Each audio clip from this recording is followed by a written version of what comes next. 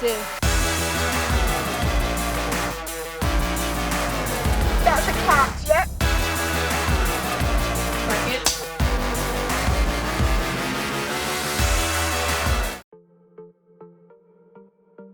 This opportunity has just been absolutely amazing. I'm loving this experience. I just enjoy every moment of it. Quiet on set. Rolling. Action. The BFI Film Academy is for 16 to 25-year-olds across the UK who are interested in a career in the screen industries. The BFI Film Academy offers everything from practical hands-on courses to traineeships and mentorships, and finally events and festivals.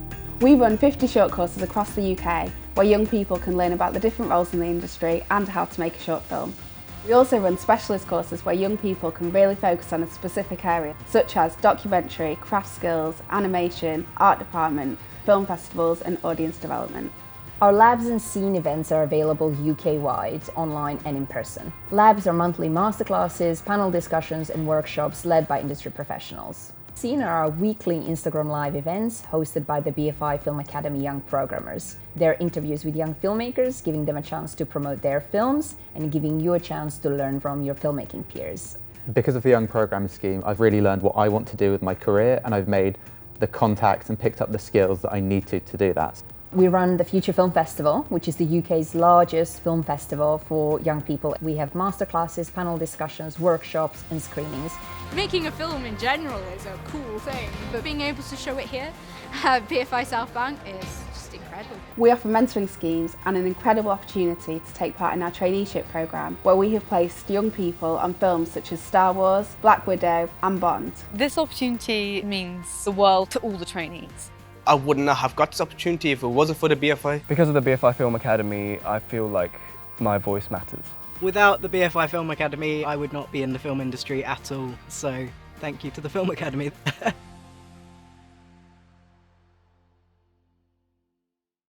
Hello everyone and welcome to this BFI Future Film Festival event on developing talent with Blinkink. I'm your host Nicole Davis, and over the course of the next hour I'll be chatting to founder and executive producer Bart Yates and executive producer Josef Byrne to discuss how a leading production company such as Blinkink finds and nurtures talent. Hello Bart and Joe, thank you for joining me. Hello. Hello. So I feel like the best place to start for those unfamiliar with Blinkink's work is to give them a taste of what it is you do and the kinds of projects you produce. And I believe you have a sizzle reel for us that will do just that. Shall we take a look? We do, yes. Go for it.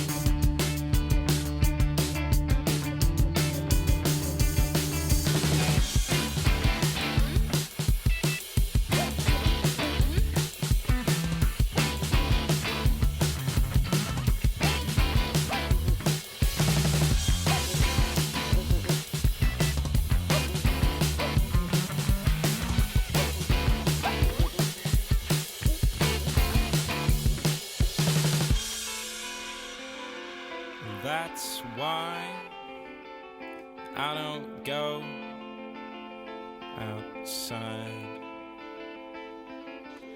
That's why I don't go outside. Pale teeth and white smiles, they don't care and I don't mind.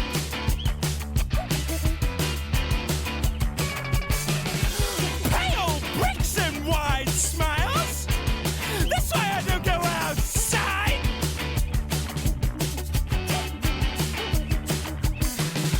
I've got a brand new...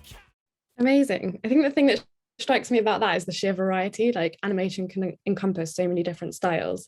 But first, before we kind of dig into that, I'd love to just define the parameters of our conversation today and like who we mean by talent. You know, does that just encompass directors, or are there other creatives that you're talking about when you say talent? I think primarily everybody thinks about, you know, when you're thinking about filmmaking, everybody thinks about, you know, the directors and the producers is normally the two jobs that everybody can list off the top of their heads.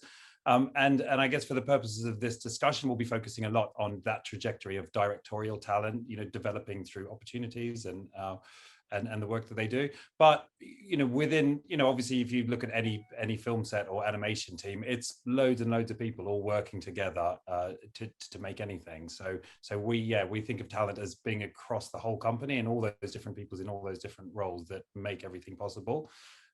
So yeah, we're always looking for talent, you know, on all different levels across what we do. But yeah, today is mostly going to be talking about directors, I think. Amazing. And then when you say looking for talent, what does that scouting process look like? Where are you looking for these people? How are you finding them? I mean, everywhere, to be honest. Over the last couple of years, the main spot would be Instagram, I would say, just because it's so vast and you can get so lost in it. I think fair few recent signings were found on Instagram. Raman Jafari being one, who directed Cold Heart with Dua Lipa.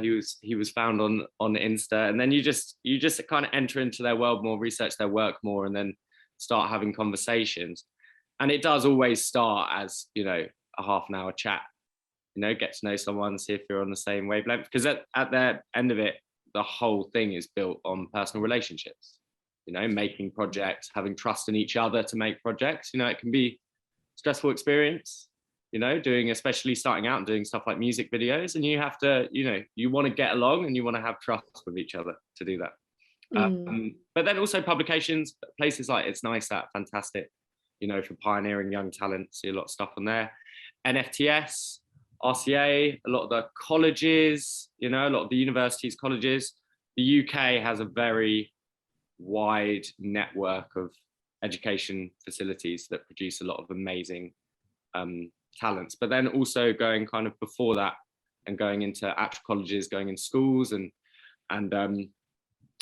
giving talks and talking to people and talking to, you know, 16, 17-year-olds that are interested in illustration, showing them how their work could be animated and doing that. So trying at the moment, especially, to have a bit more of a wide breadth of where we look and how we look.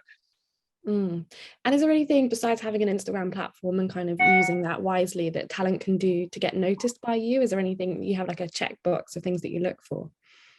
I mean,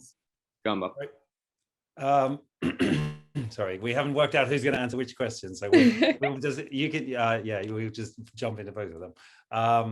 So yeah, it's kind of interesting. You know, there's definitely the way that somebody creates work and puts their work out is really indicative to me in terms of, there's being a director and having that, you know, the filmmaking skills and the vision and the eye and the craft and that sort of thing. But then there's also just that kind of creative kind of entrepreneurialism that you know, all good directors demonstrate. And so in terms of how people are being conscientious of getting their work out there and getting it in front of the right people, and you know, the right people meaning, you know, having a kind of a connection of taste and culture is sort of really important. And a lot of directors who we do meet as well will maybe find their work on Instagram, but then also at the same time there'll be a bit more sort of an organic networking that tends to happen, of them getting into our world, getting to meet us, or getting to meet people who are kind of already in our orbit, and us, you know, getting to meet them that way. Does that make sense? Yeah, it does. And Joe, I'll come to you next. What do you look for in a director? You know, is there a common thread that you see as uniting all the directors that you work with, or do they kind of, satisfy a broad range of interests?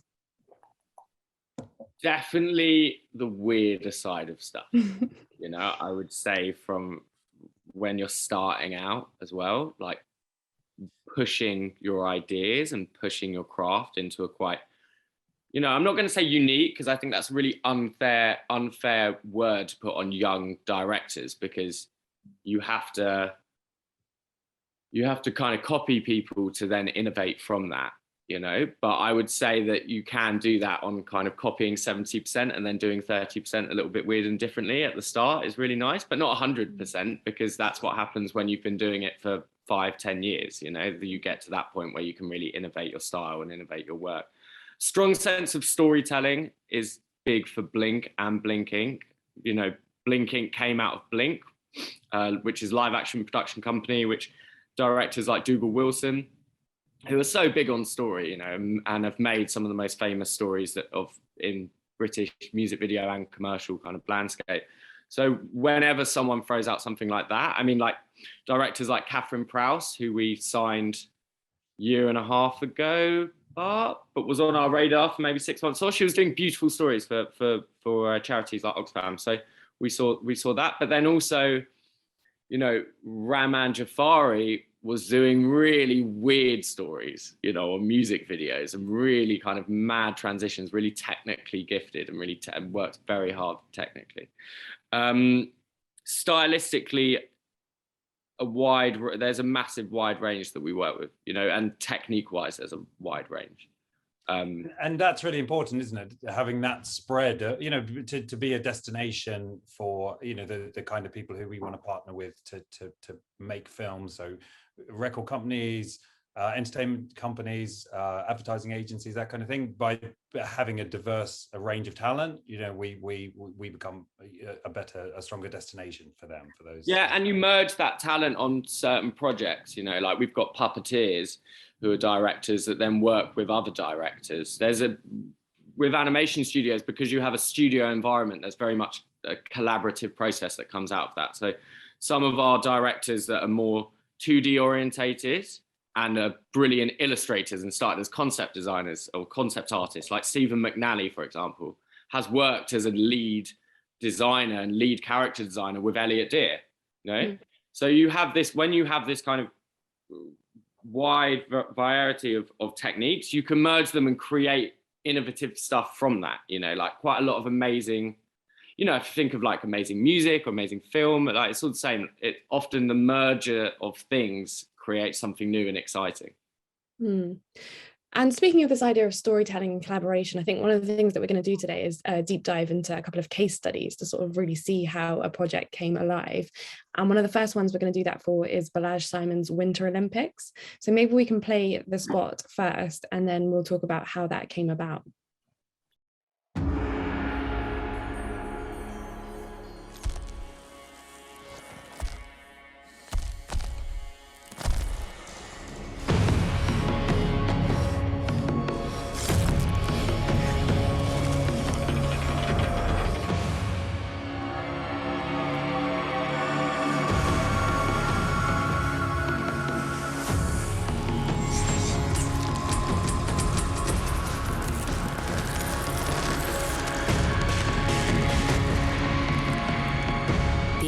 Winter Games, extreme by nature. Amazing. That's just so cool. It's obviously accompanying this year's Winter Olympics, but let's go back to the original story with Balazs. How did you meet or discover him? I met Balazs at the UK Music Video Awards in 2019, the year before the pandemic. It was 2019. Balazs from Budapest, and he was making music videos for producers around Europe, and they were all very beautifully crafted CG films. And you know, we love CG, but we definitely don't push into the more kind of corporate realms of it as much. We quite like the more kind of artistic side of it, the more beautiful side of it. And I watched his video and just thought it was absolutely amazing.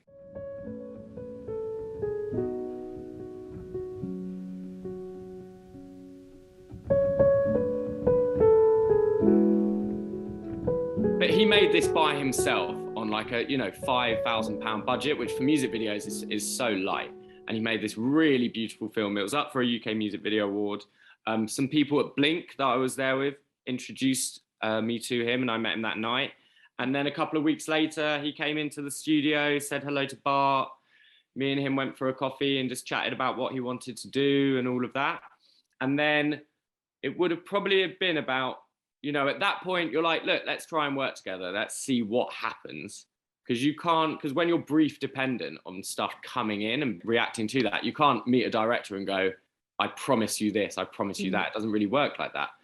But after that chat, we then had COVID maybe 4 months later or so. And suddenly the music video world went crazy because commercially, in the commercial world, everything kind of slowed down for like 2 or 3 months because no one really knew what to do with advertising during COVID. Would Coca-Cola need to do a massive worldwide spot? Like no one knew what was happening, So everything died down that front. But music video world went crazy for it because they couldn't shoot because obviously you couldn't gather that many people in a space. And the record labels weren't actually losing any money because people were still streaming, people were still watching videos, all of that stuff. So we had a massive influx of animation videos happen in 2020. We did a lot of stuff with like Dua Lipa and Tame Impala. I think we produced about 13, 14 videos that year. But the first project we did during lockdown was this for Bronson, who is with Ninja Tune. It was for Heart Attack, and it came in as a CG film. And Balazs pitched on it with us and did an amazing treatment, which is a huge part of developing a director. It's a bit of a frustrating one because as a director, your skill set should just be to direct, but actually your skill set needs to also be to write your idea down and selling your idea, because without that, you won't be able to direct. But he did a beautiful treatment and we ended up making this with him in about 4.5 weeks, where I think he probably worked 18-hour days, and he had a team of CG artists in Hungary, and then we produced it from London. But it was a really beautiful video, and the industry loved it, and it was one of the first videos released during lockdown. And it was also one of the first videos that wasn't a lo-fi sort of, let's cut a load of zooms together and make something funny. It was actually like a beautifully crafted film. And then from that video, we signed Balazs. So he then went up on the roster, which normally, what do you think, Bart? There's about 3 films maybe you need. What, to have a directing showreel? Yes, yeah. 3 is good. Sometimes, on certain occasions, we'll sort of take a director onto the main roster and they'll just have 1 film, which is just mind-blowing. But usually it's like having 1 thing, 2 things, 3 is a good number. Yeah. And Joe, you mentioned there like having initial conversations with Balazs about what he might want to do. Are you then sort of like crafting a strategy to kind of give them projects that they can work on that will help that evolution, or is it not as sort of designed as that? No, you're totally doing that. So you're working out what they want to make, giving them advice on how to go around that, but then also thinking about who we know in the industry. Because as a production company, as EPs, part of your job is to be an agent to directors. It's to find them work. You're brief dependent, so you need to know people at record labels, you need to know people at creative agencies, in-house places like Channel 4 and BBC, obviously from the Olympic spot. There's kind of quite a wide network of places that commission video work. And without knowing the people there, you're never going to get a piece of video work commissioned. So it's a huge part of the job, knowing people. So when we see Balazs' work, and when I met with Balazs, sent his film round to video commissioners that work with places like Ninja Tunes and Warner and Universal and Sony, just to put him on their radar, and say, look, we're working with him now. Once you do that, that's quite a big moment for directors. Once you give the backing of, we're going to be working with this director and we want to progress this director, we're going to back this director, then sometime, hopefully you get some replies saying, I've got a track for Bronson which needs a video, that's basically what happened with that. Because they're always looking for a creative solution to their, if they've got a small amount of money or a small amount of time, they're looking for that kind of creative solution. And then so, that's where we sort of try to be a destination for those, for people to come to with, big jobs, small jobs, whenever they're looking for something distinctive and kind of interesting and unusual, then, we want to be the kind of place that they would call. And people want to be, part, like a lot of amazing directors that have become big names, have started off in music video world. you know, like people like David Fincher or Spike Jonze, or, you know, lots of big names, you know. So for these video commissioners, when you got somewhere like Blink or even other production companies like Some Such or Riff Raff or the others, going to them saying, look, we're backing this person hard, we feel like they could be top of the roster in a couple of years, you know, those sort of directors, then they want to be part of that journey, you know. And if they see something in them, then hopefully something will be commissioned, which is what happened with Balaj. So then how did the Olympic spot come in, and why did you feel like that was the right fit for Balaj's development? There's another music video that Balaj did before the Winter Olympic spot, and this was for Bastille. So we did a live action video of Jack Payne, then we did this, but with Balaj as a big animated CG video.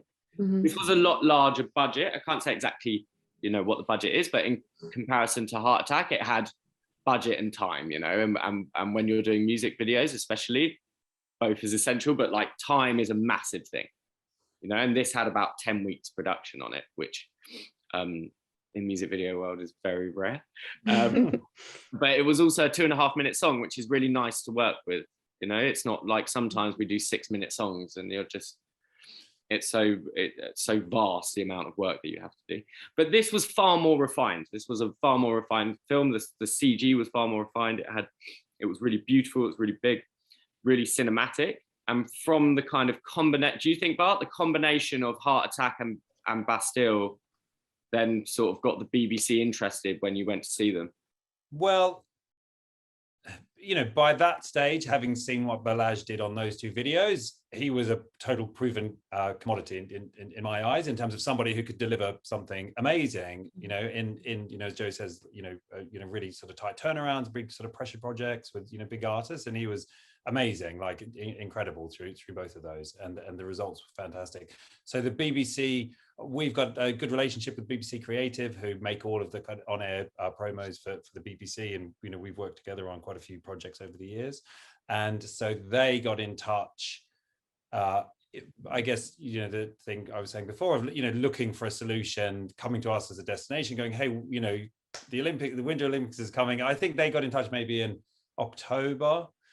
So it was pretty, you know, in terms of if something's going to take 12 weeks to make and the Winter Olympics starts at the end of January, like that's not a lot of time. So they sort of got in touch. They had a fairly challenging budget. They had a fairly challenging schedule. They had a few different script ideas that they liked and were kind of interesting, but there was nothing that was really like a slam dunk or, you know, seemed kind of, you know, they were all sort of challenged, you know, in terms of getting them done within the time and the budget available. So we sort of entered into a bit of a sort of collaborative, creative discussion at that point, looking at, okay, what's different, you know, looking at what they had on the table already, looking at what we felt we could do that would be interesting within the time and the money. We started talking about different ways of solving it.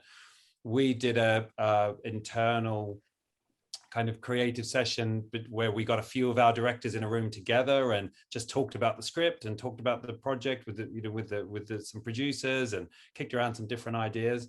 And then on the strength of that, I went back to the BBC and we talked about, you know, we talked about Balaj as being the right person to lead the project. And then we came with some of the kind of technical ideas in terms of the kind of animation crafts and aesthetics that we thought we could achieve. And then Balaj then spent some time working with the creative team, Stuart and Ruben at BBC Creative, and sort of developing the idea with them, and we sort of fleshed that out into the kind of final script which we went into production with. And it was a really nice way of working, because you just, you know, you're not sort of trying to push a square peg into a round hole and try and make a script that doesn't really work for the time and money fit within what you've got. You're really crafting what you're going to do within the story and within the film based upon, you know, what your capabilities are in the time.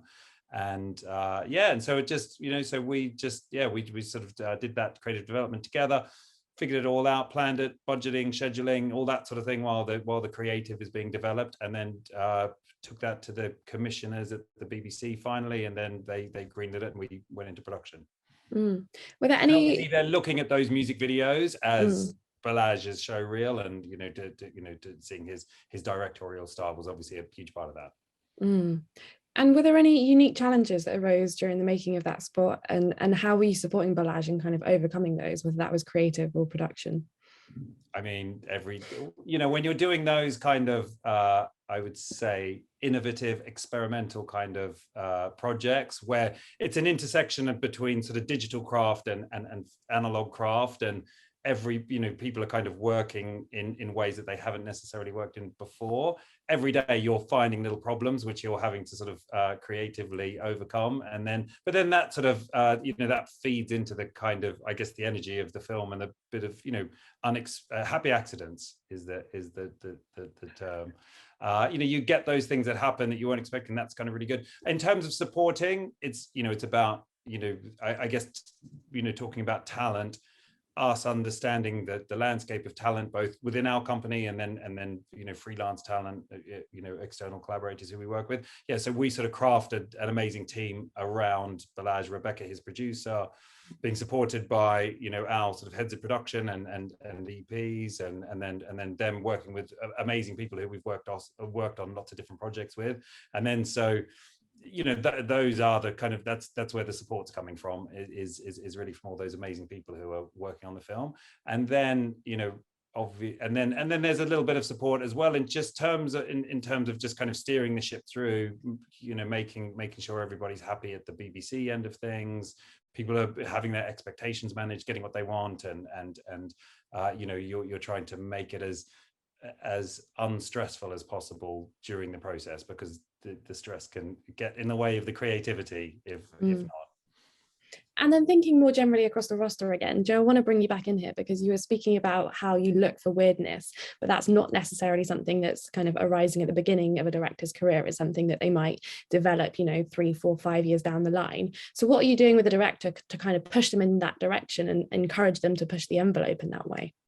Well, I mean, this project's kind of a perfect example, considering Balazs started out as a CG director, and we shot most of that in stop motion and 3D printed a lot of the ramp down and the character, so it's injecting that sort of production know-how to elevate the director and elevate the work, weirdness and uniqueness, but then also going back to kind of the first point of having the positives of having sort of a varied roster with different skill sets, but it also benefits not just the directors but also the producers. You used to have the same producers that have worked on loads of stop motion stuff now going into a production that could have been done all in CG, but bringing a lot of knowledge on another process and creating something new within that.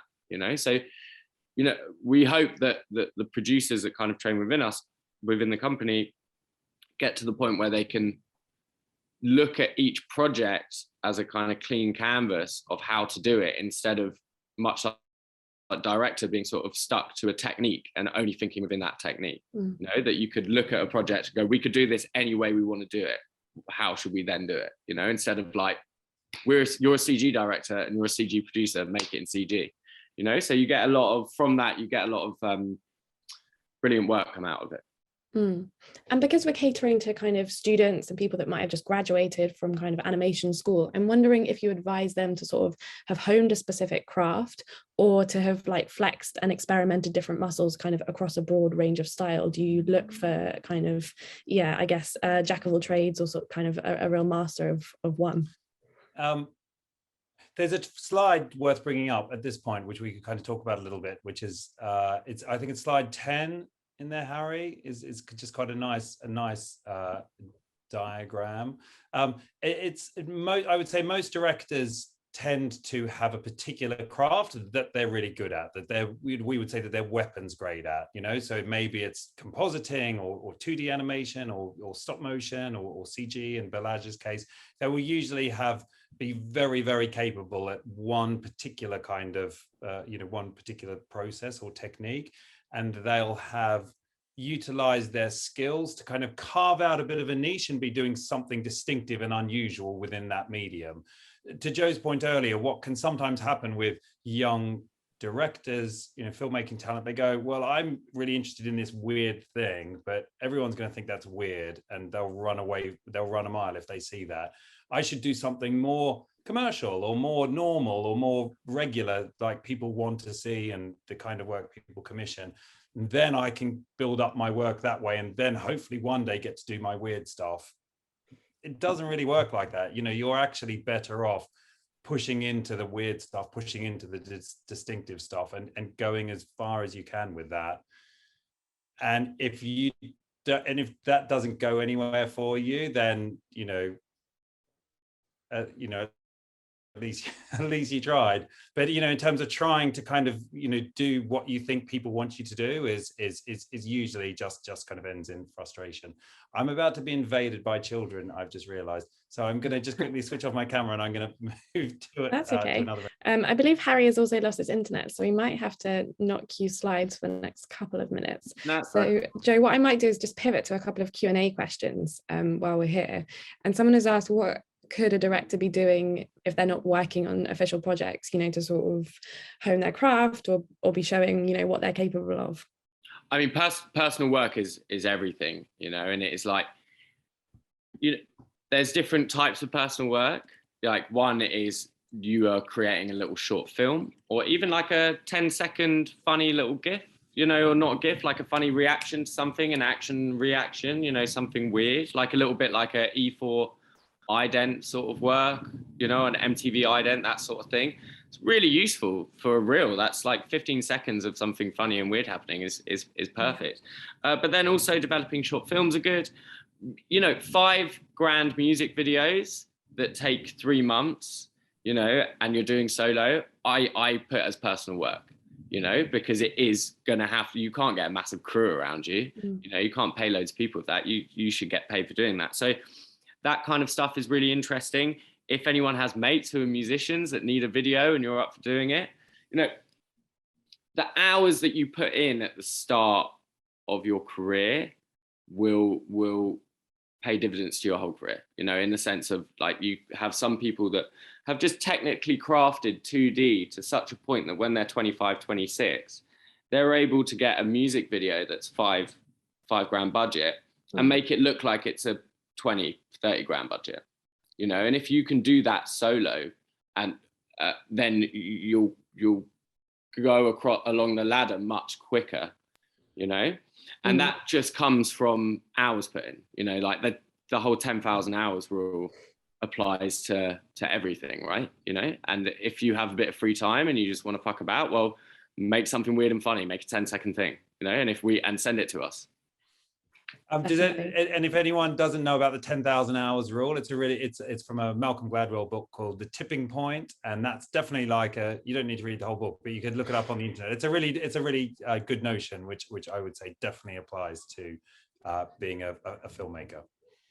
Yeah, and that it's a craft and it's a process, and you're not kind of born with the skills to do it. You do have to put in the time, I guess. And it's kind of links into the thing I was talking about before of sort of you have to copy to then innovate. And like if you think of any like musician or artist, like if you see like any artist's early sketches, they look very similar to other artists' early sketches. Their sketches, their Cole sketches, whatever. And then after perfecting that craft, they go off and innovate and create something new. And it's same with musician, like most amazing guitarists were copying other people's work for the first 10 years, and then they started doing something new. So same applies to animation, same applies to anything creative, same applies to a footballer. They're just watching videos of Ronaldinho when they're 10 years old and trying to copy their skills, and then they do something new. So it is hard work, and the more hours you put in, the better you're going to be, the more crafted your work is going to be. While we're here with book recommendations, actually on that point, there's a book called Steal Like an Artist by Austin Kleon, and it's about exactly that, kind of looking to your peers, your idols, but then taking what they do and making it your own. I mean, in filmmaking, it's essential, of nothing is totally original, like how Tarantino makes film is so perfectly referenced from other ways of making films. Like there's nothing bad about doing that, it's fine to do in your career. It's fine. Absolutely. And then someone here, we talked about how Balazs was working kind of 18-hour days in the lead up to that Olympic sport. Is that kind of the reality of working in animation? Is that the standard, or does it differ depending on the project? It's not the standard, no, and we would never expect it from anyone in our studio, but Balazs is a workhorse perfectionist. He physically does a lot of stuff himself, you know, and when a director's like that, they end up not letting it go, you know, and pushing it really far. He also understood the value in it of, okay, I'll be doing this at this point in my career and putting stuff out which I'm really happy with, that I see as a representation of me. And then for when you step more into commercials and better budgeted work, where you can build a crew that does it, you end up overlooking that crew and creating something which obviously is less hands-on, so comes with less hours.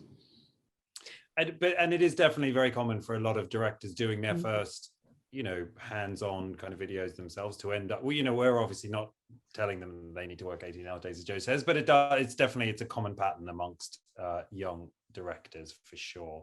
And I guess, but in mind of the 10,000 hours, you know, you're getting through those 10,000 hours quicker if you're doing it the odd 18-hour day. Yeah, that's very true.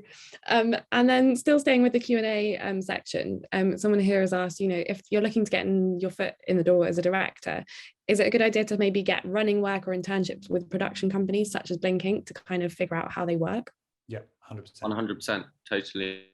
And that's something you guys offer as well?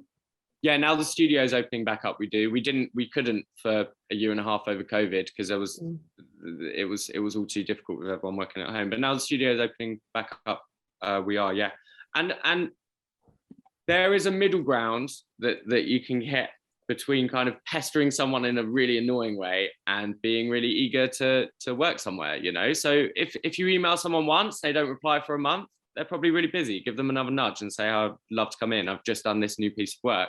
You know, there's a charm to somebody really wanting something and being passionate about something. And if don't be afraid just to shout out to people, you know, and ask, get your foot in the door. I like to say be persistent, but don't be weird. Yeah, let the work be weird, but don't be weird yourself. Yeah, exactly. And then let's pivot to another case study. We've got Stevie G and Essie May, who created the Amazon Music spot for you guys. So Harry, let's play the spot and then we can talk a bit more in depth about how that one came about. I am the one, the way your son don't need to get respect upon the streets. Ultimate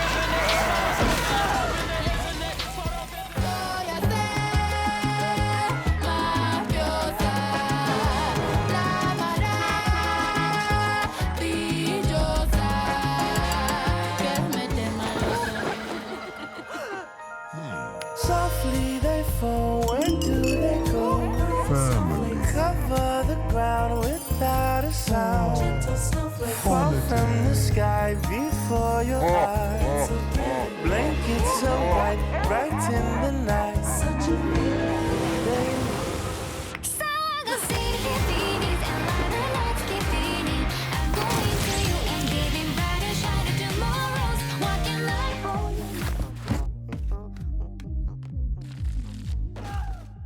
So can we let's talk about how you guys met Stevie and Essie, how you brought them onto the roster.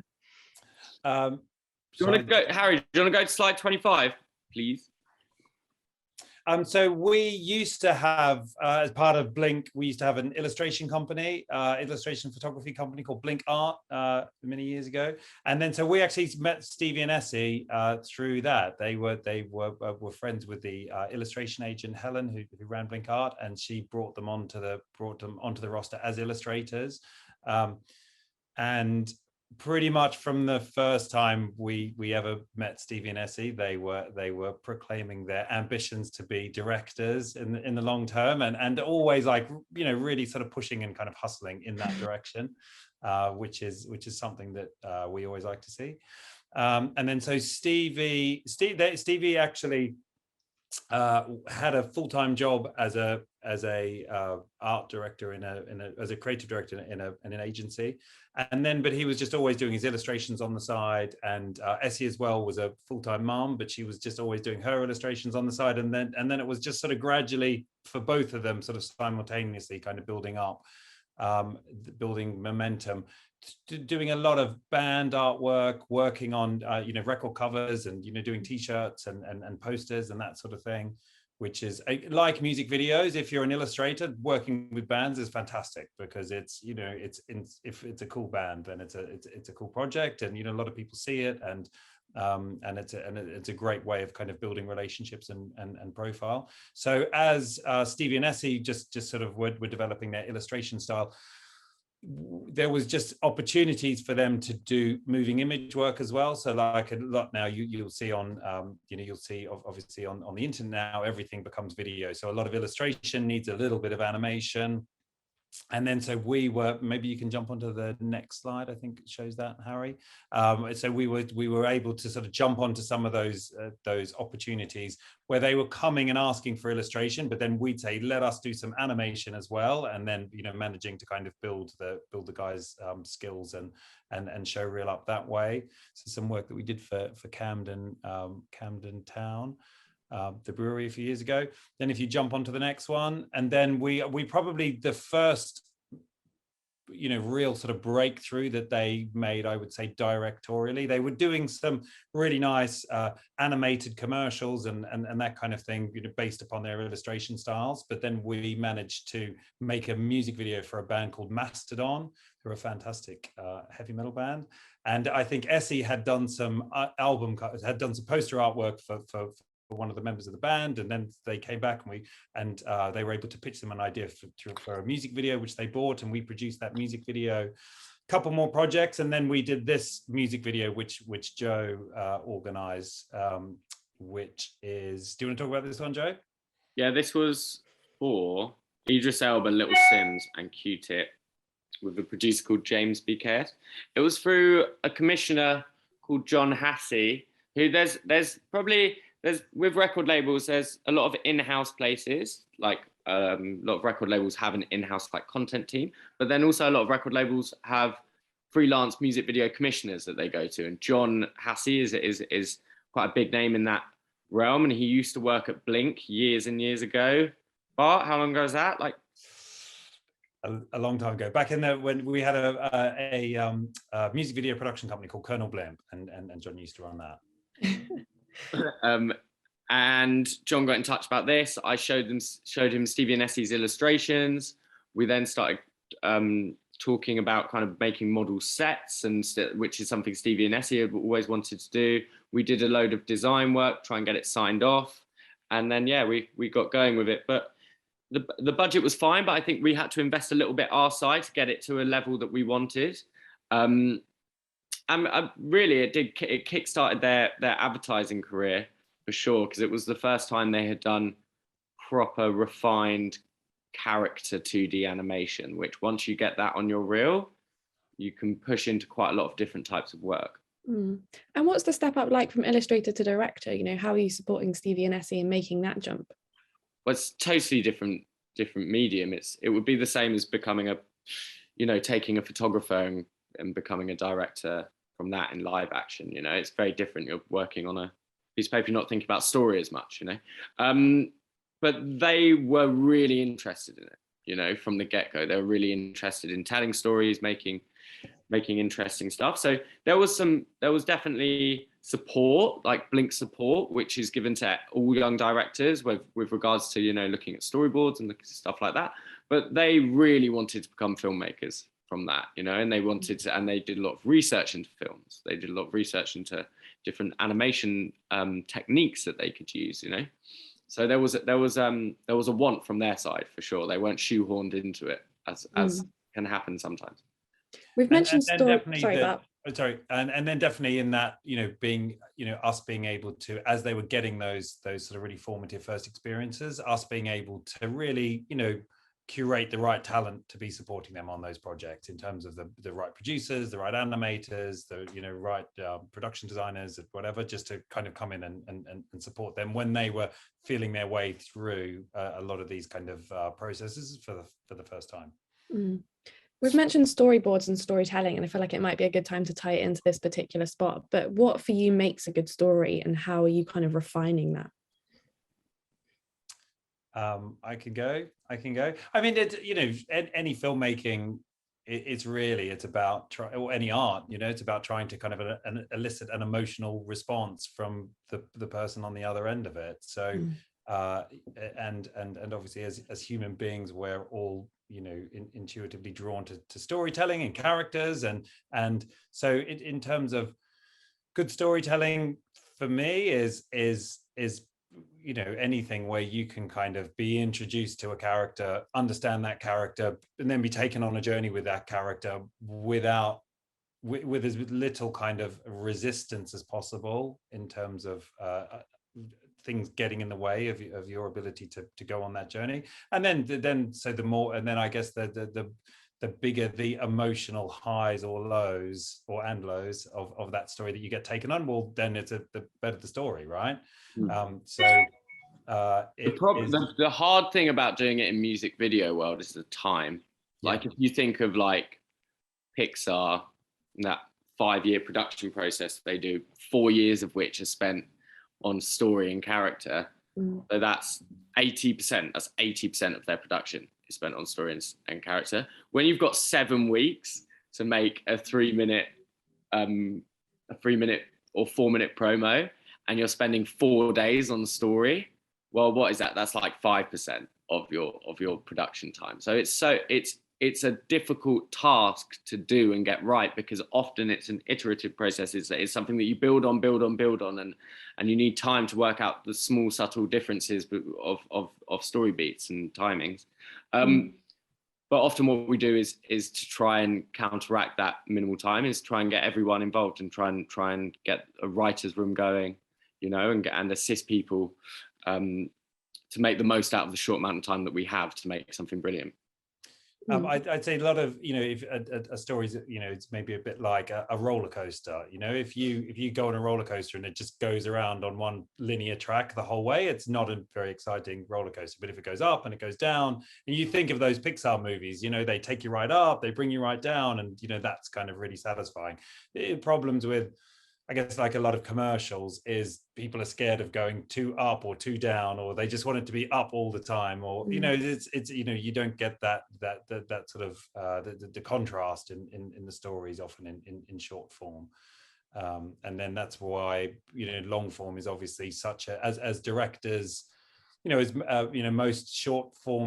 directors who build themselves up, but develop their careers through short form in terms of music videos and short films and advertising. There's most directors then, as they kind of develop and mature, they are more interested in moving towards long form.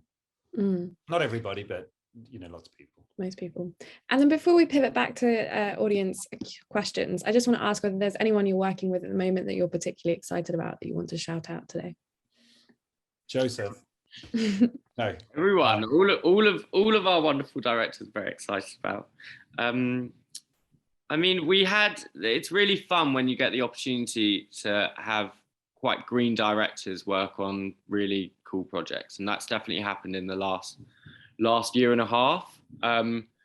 Catherine Prowse's Childline project won a yellow pencil D&AD and really elevated her to a new level, and she's absolutely fantastic.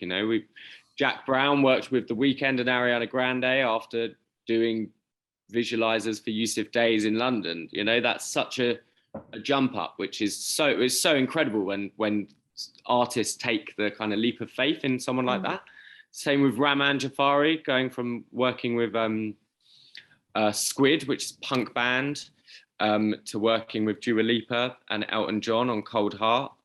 There's quite a few new directors that we're super excited about. Andy and Adina as well.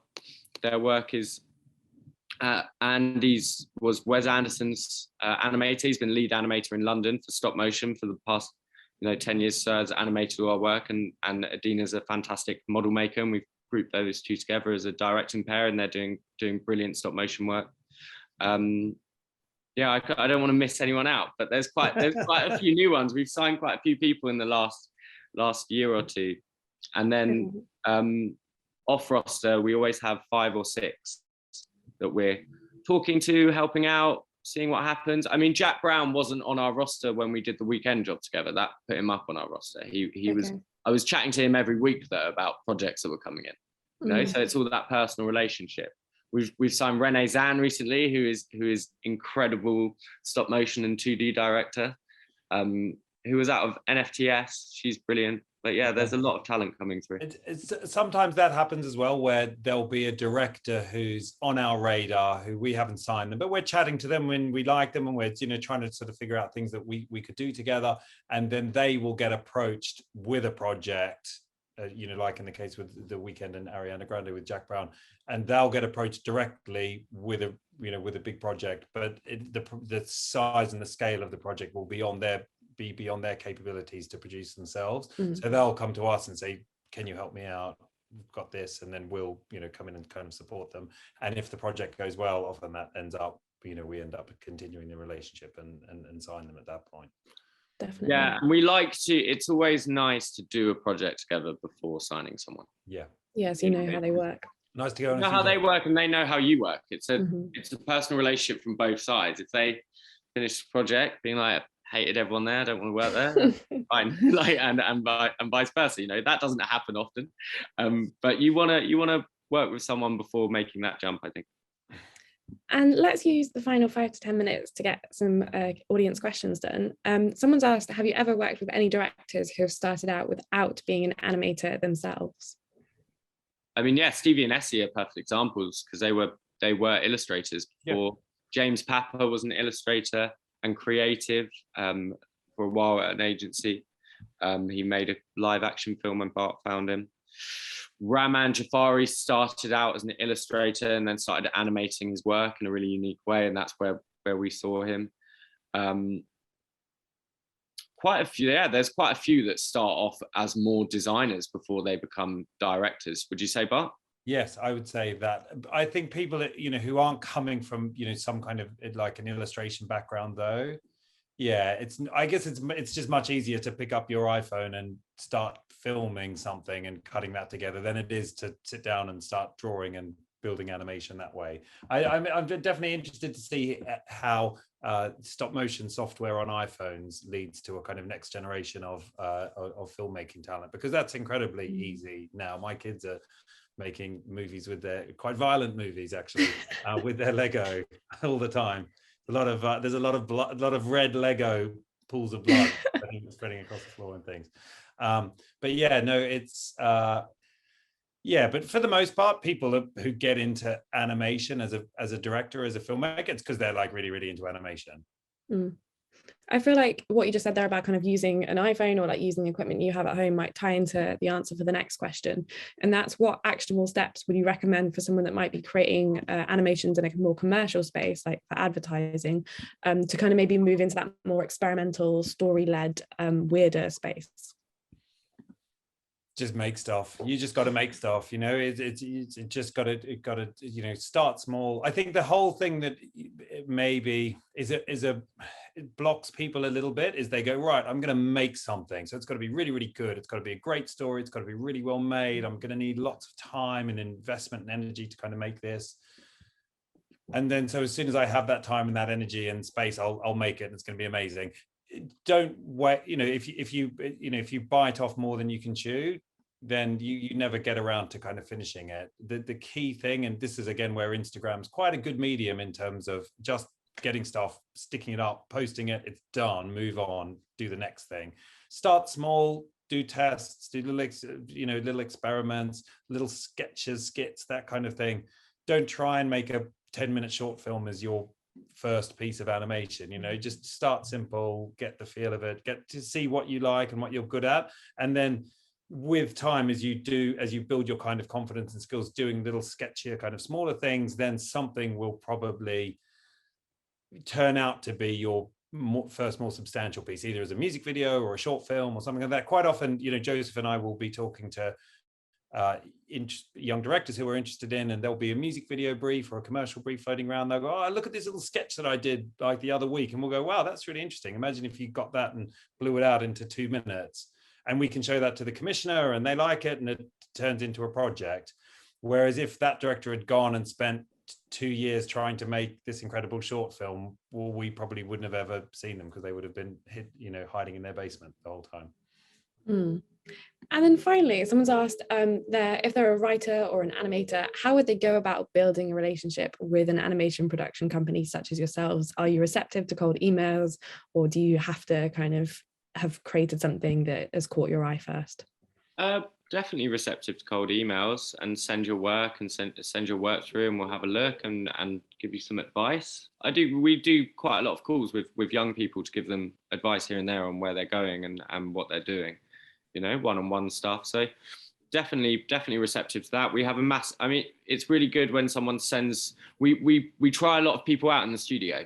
A lot of directors start off, they're making weird stuff on the side, but they need to be better at 2D animation if they're going to take the next step. Well, start doing cleanup in the studio, start doing jobs like that on a day rate. So that's a really good way of if you give us a shout and send us your work, we can try and hook you in that way. It doesn't just mean let's have you as a director that we're developing. You can do a couple of years doing that. So there's quite a wide range of ways that we can work together at the start. And also another really good way to get in is, rather than, again, it's, you sort of think of the directors and the producers, and, where people are more than welcome to get in touch with Joseph or I directly, but we're getting a lot of emails. We're busy and, dealing with a lot of things. So, you can't obviously always get to all of the reach outs that you get in any given day. But it's a good way to get in is, to try a bit of that, but then also to try just building relationships with people who are just a few years ahead of you. Maybe people who are friends of friends or went to the same school, or, doing projects which are interesting that, if, you as an artist find interesting. You go, I'd love to be as cool as that person doing the kind of stuff that they're doing in a few years' time. Get in touch with them and go, hey, I really like your work. If you ever need help, I'm happy to support, or be a runner, or be art department assisting, or just help out on whatever. Again, you're probably volunteering yourself for poorly paid or unpaid work potentially if they're going to be working on a $5,000 music video or something. But then if you help somebody out, they make a good video for $5,000, they then move up to the next kind of level of project, then they tend to kind of bring their crew up with them, and you're just getting introductions, getting to meet people. It's a nice way to just sort of get into the kind of ecosystem and build those kind of networks that then help you to kind of build your experience and meet more people, which then flows into more opportunities. 100%, make friends as well as work. I feel like that's a really good note to end on. So thank you so much, Bart and Joe, for joining me today, for sharing your work and your insights. I feel like this has been a really valuable session. So thank you. All good. A pleasure. Good luck, everybody, with your future filmmaking endeavors.